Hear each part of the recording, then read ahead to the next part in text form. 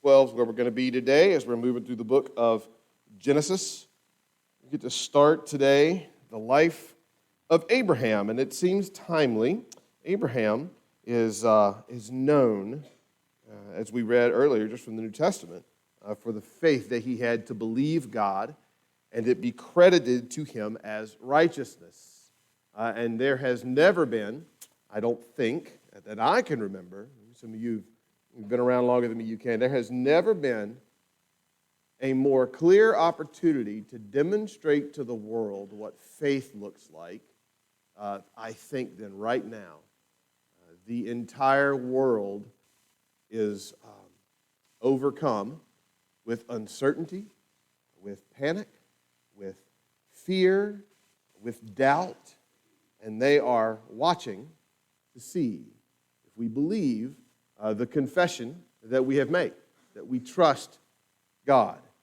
And the reality of it is difficult to trust God in many circumstances, right? It's difficult to trust God in difficult circumstances for sure. In fact, one of the primary reasons that suffering and difficulties and hardships happen in our lives is so that we will learn to trust Him more. And so we're going to, as we move through the life of Abraham, in my mind, in my life, as I've read through his life, one of the most encouraging things to read about in here are the multiple times in which Abraham totally doubts God, right? We're going to see him make up a contingency plan based on the fact that he doubted God. We're going to see him give false witness on more than one occasion. He's going to use the same lie multiple times because he fails to believe God. And yet somehow at the end of this, by the grace of God, it's recorded that Abraham believed God, and it was credited to him as righteousness. So it's good news for us, even as we think about living out our faith, that the reality of it is the surety and the certainty that we can have is not even based still in the fact that we're going to perfectly believe God. Our certainty, the surety of our salvation is based on the finished work of Jesus Christ and the fact that He has called us and He has saved us, and because of that, we can live out faith, and even when we don't, there's grace for us. The good news to read about a man. You know, as we read about these Old Testament stories, Abraham is one of those guys that we place high and say, look at him and watch him. There's not necessarily anything wrong with that. The Bible itself does that, but we have to constantly remind ourselves, because the Bible shows us not just the good qualities of these people, but that these people were broken sinners who had a common need for the grace of God. So we're going to see that in the life of Abraham. We saw that as we started last week and talked about the fact that Abraham came out of this pagan worship, came out of a pagan background, was a false worshiper, worshiping false gods, and God intervenes in his life and speaks in his life from 11 to 12 to call him. And what I really want to examine today is what it means to be called of God. That's a high holy word in a lot of our culture, right? We've taken the idea of calling and we've made it into something that happens with pastors. Or the secular world has taken it, secularized the world, and it secularized the word, and we try to basically mean anything that I feel passionate about is the thing I'm called to do. And you may or may not be called to do something. So how do you discern this? Part of the problem with this word is that it is so vague.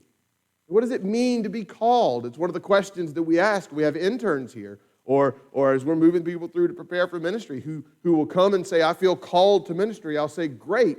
What does that mean?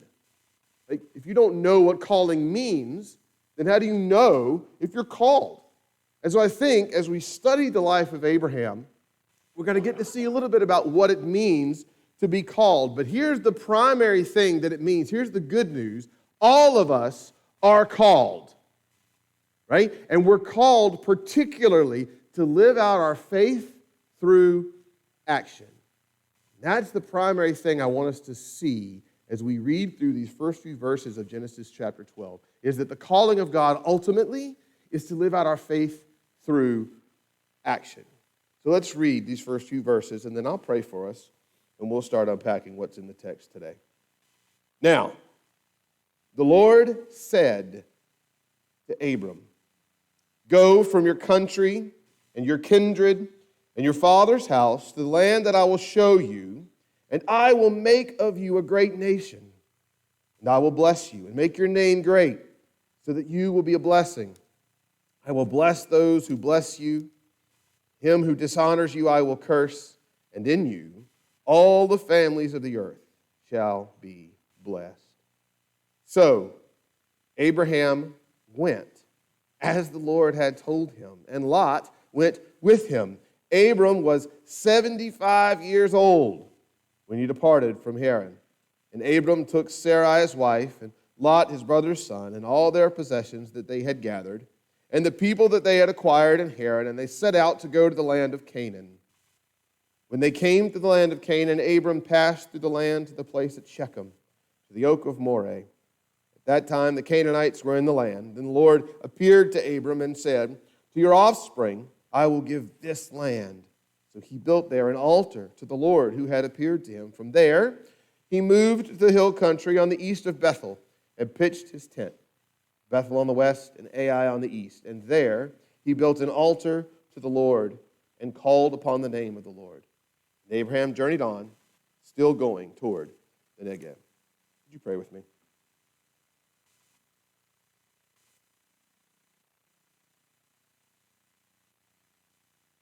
Father, we pray that you would speak through your word to our hearts.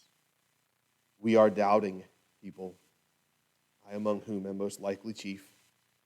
We are weak people, needing your strength, needing your word, and your counsel. Father, I pray that as we examine today what your Bible teaches us about what it means to be called, that we would see ultimately that you have called each of us who call upon your name to follow you. So help us, Lord, to follow you. As we hear your word today, we ask in Jesus' name. Amen. So, to be called of God means to live out our faith through action. So here's the first thing. I want us to see three things today. That there's got to be a caller, right?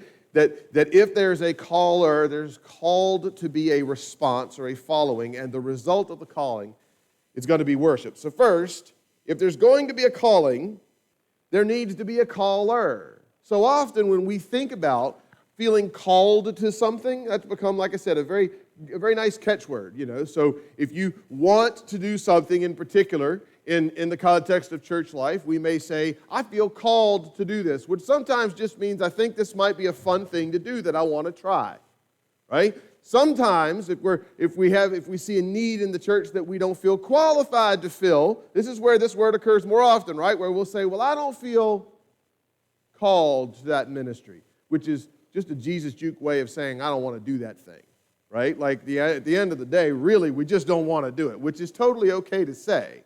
Actually, probably better if we say that, because what we do is we confuse the language even more. What does that mean to be called to do something? Does that mean that you don't like to do it? I think every person in here who has children is called to be their parent. Now let me ask you a question, parents. Is there ever a day, ever just one day, maybe just a couple of minutes in your day? Let me root that out. You know, maybe we don't all feel this way, but at some point, is there ever a point where you just have the fleeting thought, you know, it might be easier if I weren't a parent today? I'm assuming that some of us have had that thought maybe once, right? Because we're all good folks, right? But at the end of the day, are we still called to parent that child? Yeah, I can promise you, if you parent a child for longer than about 10 minutes, there comes a time where you don't feel qualified at all or equipped to do this thing that God has given you to do, and yet somehow you are still called to do it. And so calling can't just be desire, right? I mean, maybe desire is part of it, but that can't be all of it, because there are a lot of things that we're actually called to do as responsible moms and dads and husbands and wives. One of the reasons marriages so quickly fall apart is because we can take this same language and try to sanitize it and say, I don't feel called to be married to that person anymore. Whoa! Wait a second. That's not what that word means at all. And so we see first, if there's a call, there's got to be someone who's doing the calling, and that's what's going to make all the difference. You know, this passage starts.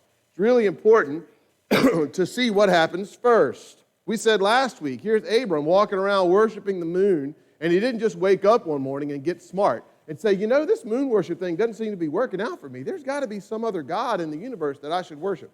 That's not how this went at all. Here's Abram, lost as a goose without God, and then the Lord said, to Abram. God does the calling. It's true of salvation. It's true of equipping. It's true of service. God does the calling. But look at what he's calling us to do. First, the call, go from your country.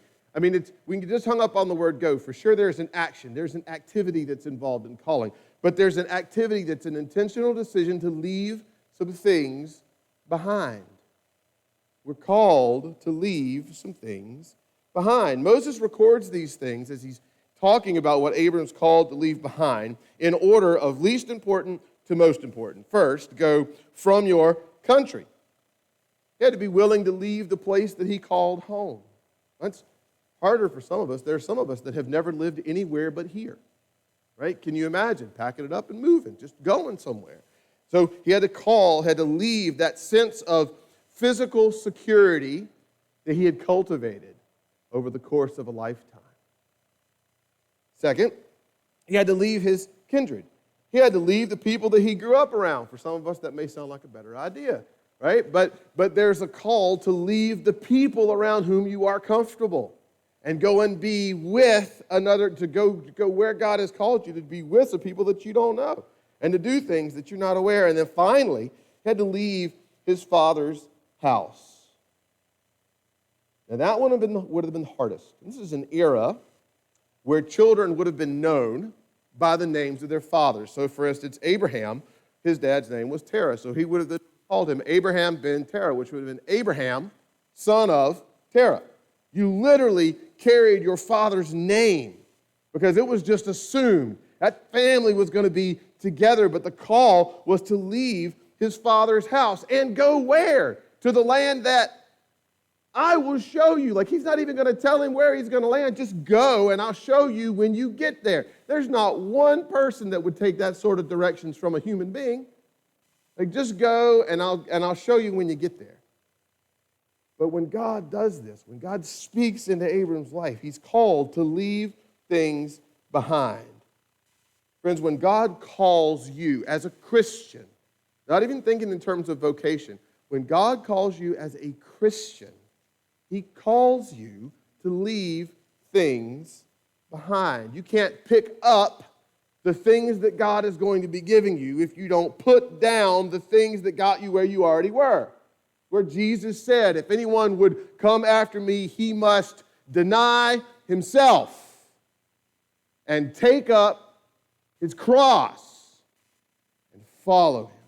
You can't pick up your cross without putting down some things. So we have a 2-year-old foster child in our house right now. And last week, she likes to talk. She doesn't. You can't understand what she's saying, but she has a really good time talking to you.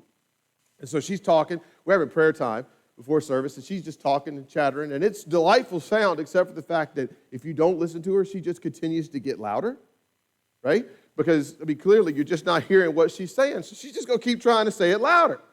And so, which I can totally relate to. I do the same exact thing. And so what happens is we go into the nursery, and there are these little Thomas the Train Engine parts. You guys know the little train, the wooden train set. You put them all together. And she loves, her favorite thing to do other than talk is to pick up as many things as possible and then put them in things. She likes to pick up things and put them in things. And so she's going to have the gift of administration, I think. But what happens is, like picking up rocks or putting rocks in piles. So she has this handful of train tracks, right? She's walking around holding these things, and she looks down, and there's another piece of the train. So here's the problem. 2 hands full like this, holding them up like this, trying to hold them all in, and there's an extra piece on the floor. And she is there. You could see the brain is moving 900 miles an hour. How in the world am I going to pick up this piece of train track? Well, I got all these other pieces of train track. So she decides she's going to bend over and pick it up. Right? It seems like an easy, but here's the problem. What happens when she bends over? It all falls out. And she just, it hits the floor, and she looks at me with just this disdain. Why did all of these train pieces fall? And I thought, that's totally what we do. We will take Jesus and pretend like it's just a thing that we add on to all the really important things that we have going on in our life. And so we're trying to hold on to all these other things that really don't matter. trying to hold on to other things to find our sense of security and our source of hope. And then we see a really attractive thing, which Christ ought to be attractive for the Christian, and we say, oh, I want to pick that up too, but it doesn't work that way. Because the moment we start to let go of these things, they start falling out of our hands. And if we're not willing to put down the things that we're holding other than Christ, then all those other things will fall. Because God is a jealous God. He will not be mocked. We're called to put things down.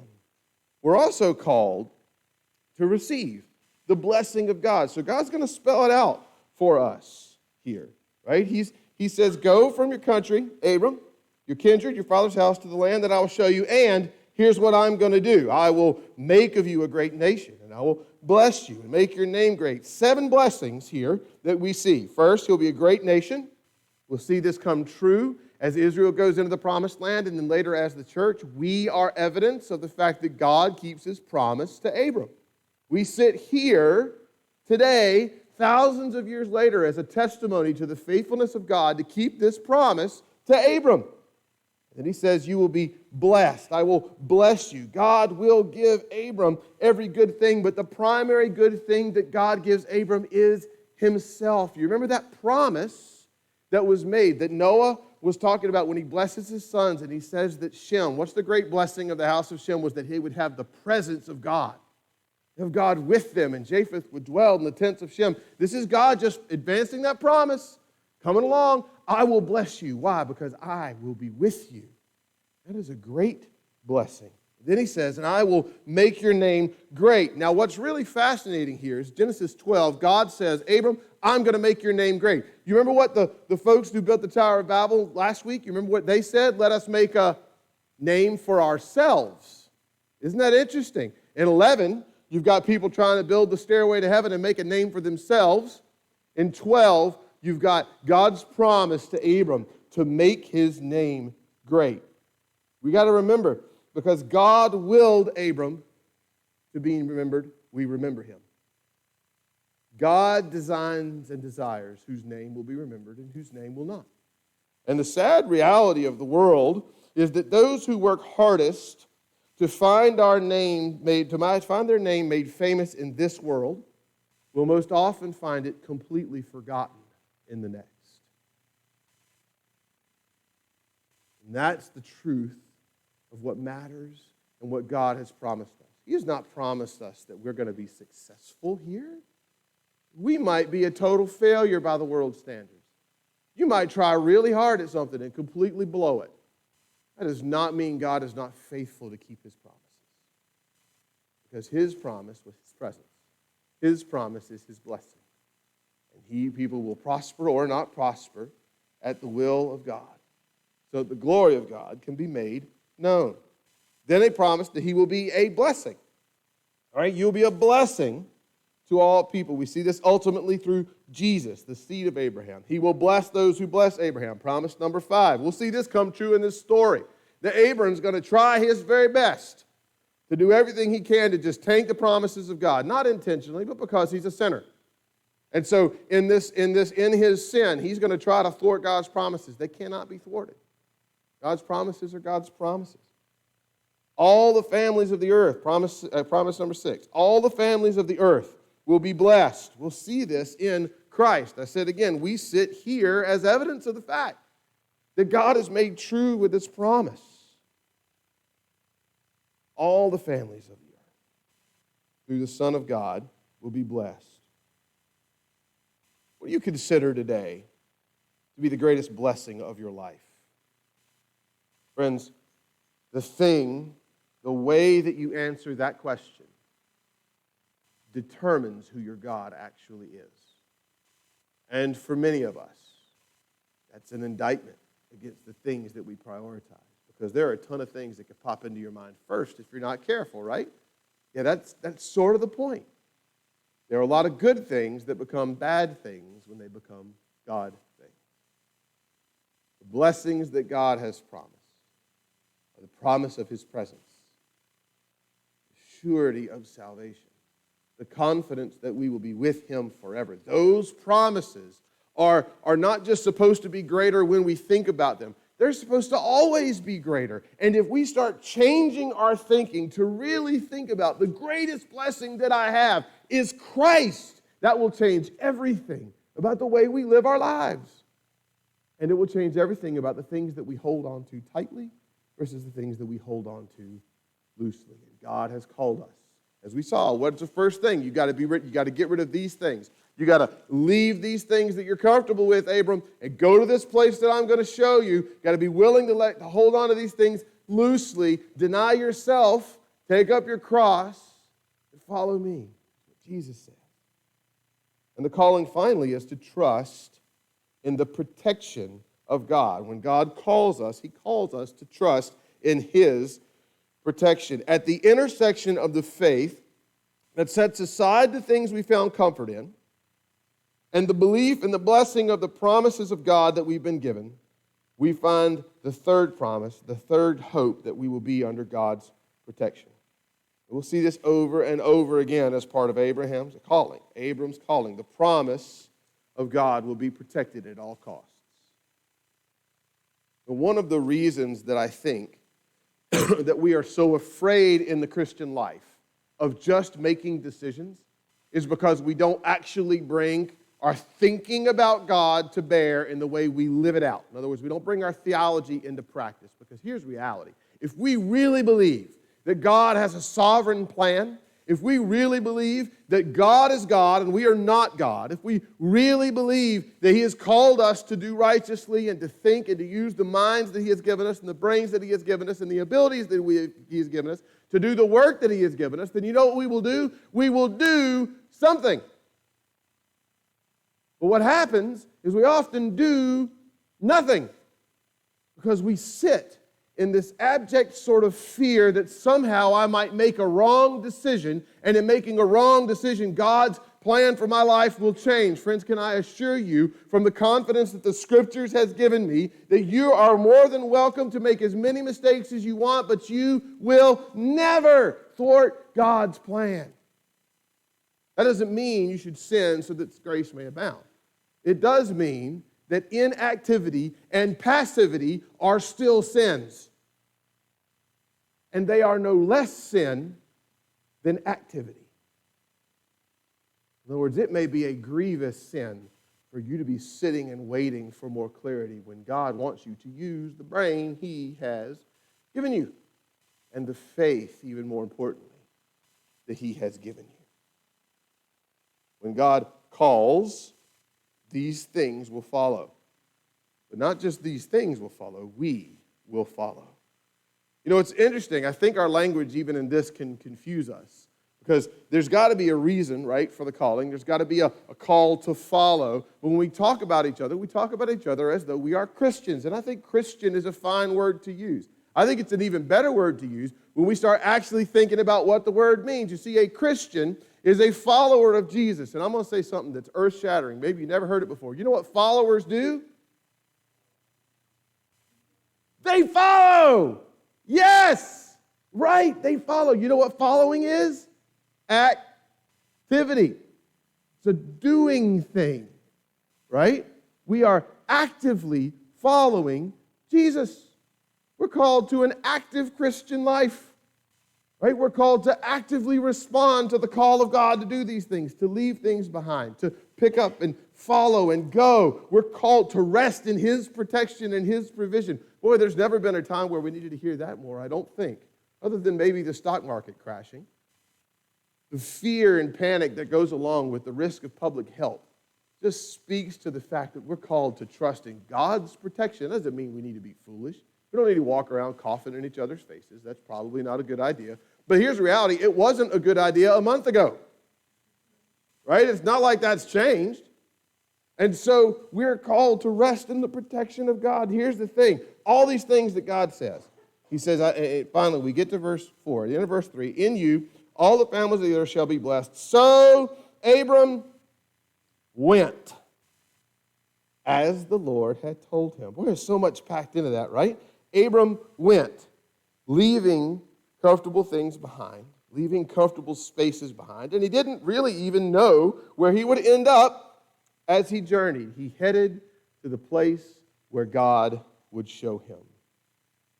This is where our calling again gets confusing. I think that so often we define calling, like we said at the beginning, as the things that we feel like we're good at or the things that we feel like we're comfortable doing. That may be part of how we discern gifting. But I don't think for the Christian that that's necessarily how we ought to discern calling. In fact, every good pastor I know will tell you that more often than not, they feel completely ill-equipped for the task that they have been called to. I don't ever want to be a pastor who feels like I ought to be a pastor because I think I might be good at it. God does not call men to pastor because they feel like they might be good at it. He calls them because there is a compelling desire in their souls to hear and see the gospel spread in the world. In spite of the weaknesses of that man, he still believes that somehow God can take weak things and accomplish strong purposes. That's a man who's called. That's a person who's called. Just because you feel like you might be good at something, that doesn't mean you're called at it. Even more, let me give you an encouragement in this. Just because you don't think you are going to be good at something, that doesn't mean you're not called to it. Now, for sure, there are places in the world where gifting matters. But it's not the end all. It's just not. The thing is that God calls us and we respond. Verse 20, look at 1 Corinthians chapter 1, verse 26. For consider your calling, brothers. This is like the best encouragement. This is like the recruiting brochure on being super qualified for ministry right here. This is Paul really hitting our egos. Consider your calling, brothers. Not many of you were wise, according to worldly standards. Not many were powerful. Not many were of noble birth. It gets better. But God chose what is foolish in the world. Now, what did he just say about all of us? We're all fools to shame the wise. God chose what is weak in the world. So what are we now? Yeah, so the very best that Paul just called you is a weak fool. Ha! Self-help right there. The weak things to shame the strong. God chose what is low, so now we're weak, low fools. The despised, weak, low, despised fools in the world, even the things that are not. So now we're just not.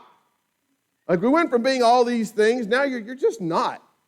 When the world thinks of greatness, they don't think of you.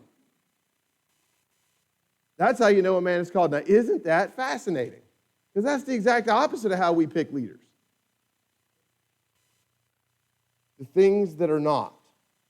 To bring to nothing the things that are. So, why? So that no human being might boast in the presence of God. And this is exactly how we would read later on, where men would say that there is none so profane as the hands that are cauterized by the holding of holy things. There is nothing so profane before God as a man who would declare that he is called to ministry and somehow be arrogant. And if they are, they haven't read this. If they've read this, they haven't paid attention to it. That's even worse. But it's true of all of us. What do you have you haven't received? Why do you act as though you haven't received it? We are called to be nothing for Christ's sake. Abram was willing to leave the comfortable life he'd established, to follow God wherever he would lead, and there's nothing comfortable about that. Let me tell you something that I know for sure, based on the testimony of the Scriptures and the experience of my life. Whatever God's calling you to do, he's probably not calling you to do something comfortable, because that's not really what he does. Taking up a cross and following Jesus doesn't sound comfortable. The cross was many things. Comfortable, safe. It was not those things. He has called us to be uncomfortable. You cannot rest in the security of God and in your own security at the same time. One will give way to the other. Now, here's the other amazing thing about being a follower of Jesus. There's no shelf life on this thing. I love how Moses just stops for a moment as he's writing Genesis, or as he's speaking Genesis. He says, so Abram went, as the Lord told him, and Lot went with him. Now, he puts this little aside in here. Abram was 75 years old when he departed from Haran. Do you know when the idea of being uncomfortable is the least comfortable in my life? Right now. The older I get, the more being uncomfortable is not a comfortable idea for me. I suspect that more of the same will continue. I am now officially old enough that I hate every single update on my phone. Every one of them, because I just finally figure out where all the buttons are on the thing. And about the time I finally figure out how to take a picture, I get an update, and they move it somewhere completely different. And now I've got to get my 7-year-old to show me where to find the things on my phone. But at the end of the day, none of those changes. There's not one person sitting in the corporate offices of wherever saying, you know what we're going to do? We're just going to frustrate all the people who are over this age by making everything different. All of those changes are actually intended to make the process better. Now, I may disagree with what the process being better looks like, but the intent is for the process to be better. Isn't it fascinating? God, in his wisdom, he could have totally picked some strapping young dude in his early 20s with a couple of small children and said, you go! And we wouldn't have been totally surprised by that, right? It wouldn't have shocked us to see a young guy get up, pack it up, and move. Well, of course you're going to do that. You're young. It's what young people do. And then we could just kind of have dismissed him. But nope. God picked a guy that was 75 years old to say, go where I'm going to show you. There is no shelf life. You know what you don't hear in this text is you don't hear Abram. I keep getting Abraham and Abram mixed up. I hope you guys know. I understand his name changes. Spoiler alert. They're going to change his name, right? But I keep calling him Abraham because that's who he is at the end, and so I don't mean to go back and forth between the names. It's really not a conscious thing. But do you know what Abram never says to God? Sorry, God, I've already done my time. Right? He goes because he believes God, and it was credited to him as righteousness. The sad story is that there are many of us who are going to be tempted to say things just like that and someday stand before the presence of Almighty God and give an account for all the years that we didn't use for his glory. Age is not a number. Now, on the other side, for the youngest people in here who know Jesus, not just true for those who are aging, and on the other side of aging, the side where the numbers increase isn't a good thing. There's also a whole bunch of people in here who feel like they're too young or too inexperienced to contribute to the kingdom of God. That is just as much a lie from the exact same source as the lie that says you're too old.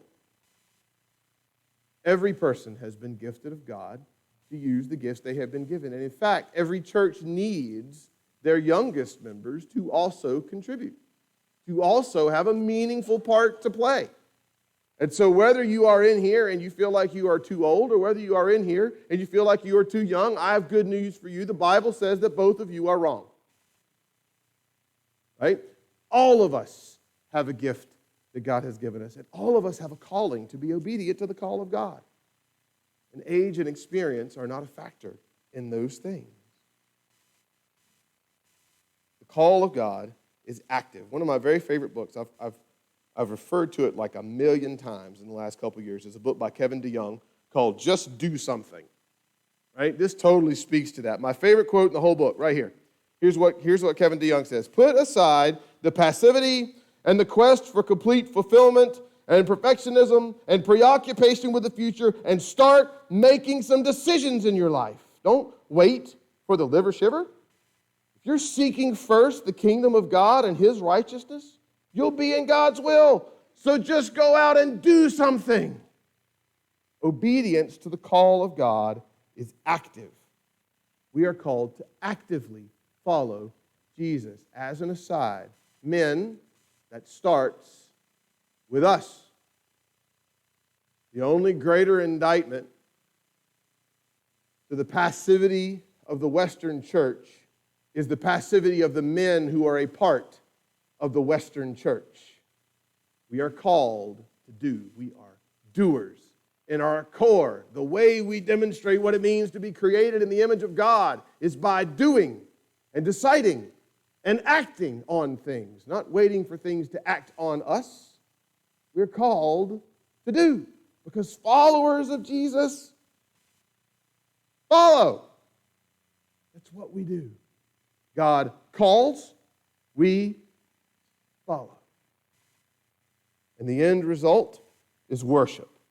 There will be a result of worship when a follower of Jesus hears the call of God and follows. So Abraham journeys at the end of this through the land he was promised. It's fascinating. If you look at the book of maps at the end of your Bible, right? It's not the 67th book of the Bible, but it is probably in there for many of us. The book of maps, if you look at the maps of Abram's journey, when God calls Abram, he literally goes through the land of promise.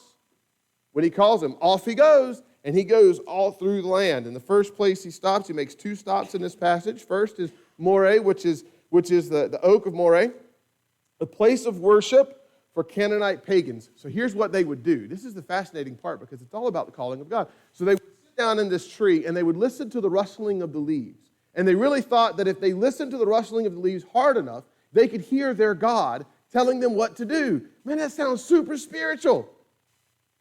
Right? You can almost feel like this really warm, fuzzy feeling of just sitting under a tree. I'm just going to wait for God to tell me exactly what to do. And that's what they would do. They would sit under this tree. Well, here comes Abram, called of God, right? He was going through the land. He stops right here, and he calls on the name of the Lord, makes an altar, makes a sacrifice, and goes, this is the God that speaks. You guys are listening for something, and you're going to hear nothing. This is the God that speaks. This is who he is. To call on the name of the Lord right in the middle of a Canaanite place of worship. That takes some guts, right? That's awesome.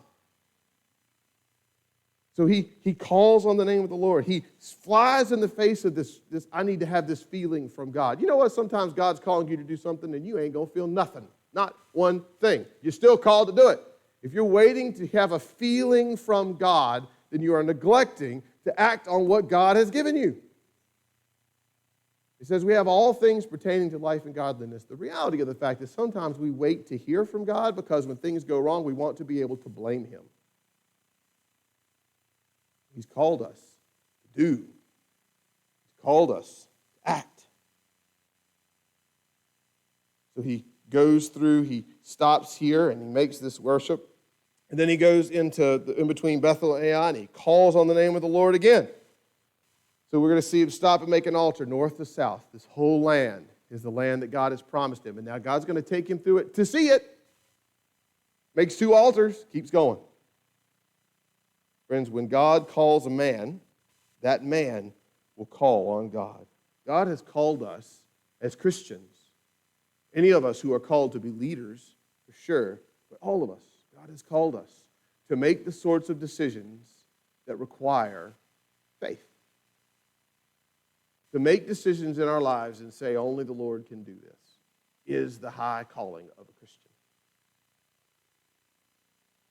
He calls us. The ultimate reason for our calling is not for us to be able to enjoy the work of the calling at the expense of enjoying the God that has called. When we're thinking about whether or not we're called to do something, so I created a question in your minds that I haven't answered yet. Here it is. The answer to the question is, because we know we use that phrase, I feel called or I don't feel called, and we're trying to figure out how we use this rightly. So how do I use this rightly? Here's a question. When we're thinking about whether or not God has called us to do something, a really great question for us to ask. Does this thing cause me to call upon the name of the Lord in dependence so that I might proclaim his goodness to all who would hear? Let me say that again. How do you know if you're called? Here's the question. Does this thing that I feel like I'm called to cause me to call upon the name of the Lord in dependence? Not independence, in, separate word, dependence. In other words, I'm dependent upon God. I don't believe I can do this in my own strength. I think this is the thing that only God has called me to do. So that I might proclaim his goodness to all who would hear. Is the reason for my calling to seek first the kingdom of God and his righteousness? If the answer to those two questions is yes, then do it. One of my favorite stories about R.C. Sproul is this young couple who's seeking, I did this on Wednesday night a couple of weeks ago, seeking advice on whether or not they should get married, whether it was God's will for them to get married. He said, okay, here's what I want you to do. And they were serious. They think he's, going to give them like 12 steps or whatever. He says, go get married. And they just raised their eyebrows like I just did. He says, because here's the thing, when you get married and come back to me, it will be God's will that you got married. Right? What is the reasoning behind it? Is it so that you will have a dependence upon God and so that you will proclaim the goodness of God to all who would hear? Abram's journey through the land of promise ends here with calling on the name of the Lord, but he didn't stop. Abram journeyed on at the end of this, still going toward the Negev. We've got a lot more to do in the life of Abram. A lot more ground to cover so that we can learn about calling and faith and grace in so many different ways in his life. He gets to survey the land. He doesn't get to stay there very long because God wasn't done. God wasn't done with a 75-year-old man who was called to leave everything behind and just keep walking. Friends, I believe that for many of us, the great sin of our age is somehow thinking that we are done with God before God is done with us. He has called us with every breath and for the rest of our lives to serve him. Worship is the ultimate end of any calling. Worship is the ultimate end of the calling of the Christian. Worship that has been made possible by the gospel of Jesus Christ. One of the coolest little parts of this story, right? He builds an altar right over here in this passage. He's going to stop, go to the land of the place at Shechem, right, to the oaks of Moreh, where we talked about the people sitting under the tree and hearing the rustling of the leaves and hoping somehow that God would speak to them. You know, just a few thousand years later, and about 1.5 miles away from here, there's going to be a well. And Jesus is going to be sitting at that well in the middle of the day.